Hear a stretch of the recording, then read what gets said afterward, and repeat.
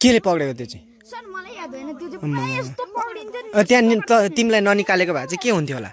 Sir त्यसलाई त अब म पनि सरकार बनिसक्थेँ होला।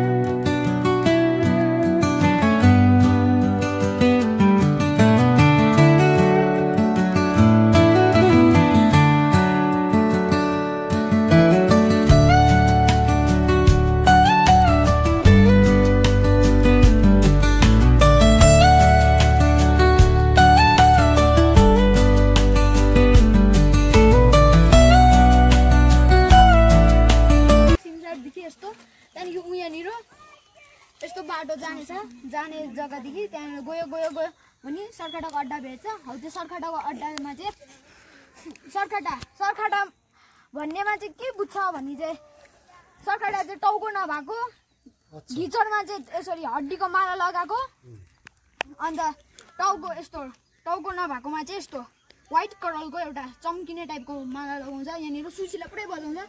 त्यो सरकाटाको एउटा बर्ड पनि हुन्छ, हौ त्यो तोता टाइपकै हुन्छ। त्यसले चाहिँ सरकाटा भनेर बोलाउँछ।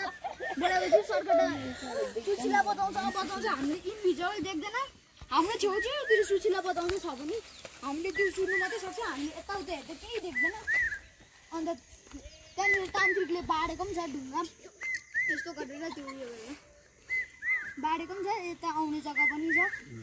सरकटाको चराले चाहिँ सरकटालाई कसरी बोलाउँछ अरे? सरकटा भनेर बोलाउँछ। सर अन्त सरकटाले चाहिँ त्यो मान्छेको टाउको चाहिँ के गर्छ भने नि सर, हौ त्यो टाउको भित्रको ब्रेनहरू टाकटुक निकाल्छ होइन सर, चिजहरू निकालेपछि चाहिँ यस्तो स्टिकहरू लगाइकन नि आँखाको त्यो उयोतिर लगाइकन बोइल गर्छ होइन सर। बोइल गरेपछि निकाल्छ होइन सर, बट्टामा हालिरहेको छ होइन, त्यो अटोमेटिकली एउटा केमिकल हाल्छ। हौ त्यो केमिकलले गर्दाखेरि त्यो टाउको सानो हुन्छ होइन सर। हौ त्यो चाहिँ अन्त नि सर यस्तो छातीमा लगाउँछ होइन, छातीमा लगाएपछि नि उनीहरूको पावर झन् बढ्छ। अन्त उनीहरूको तरवार पनि हुन्छ पावरफुलै टाइपको। उनीहरू अर्ली म्यान जस्तै हो, अर्ली म्यानदेखि नै बन्नु स्टार्ट भएको। म एकखेप त्यहाँनिर आयु अजय अरू पनि यहाँनिर पेमाहरू गाडमा त्यहाँदेखि पनि थियो। त्यहाँदेखि म जाँदै थिएँ होइन, यहाँ जालमा घप्पै पसी गएँ, मेरो टाउको सिधा ढुङ्गामा ठ्याक्कै बसेन। माथिदेखि आउन आँटेको थिएँ, छिटो साथीहरूले निकाल्यो मलाई, त्यही कारण बचेँ नि।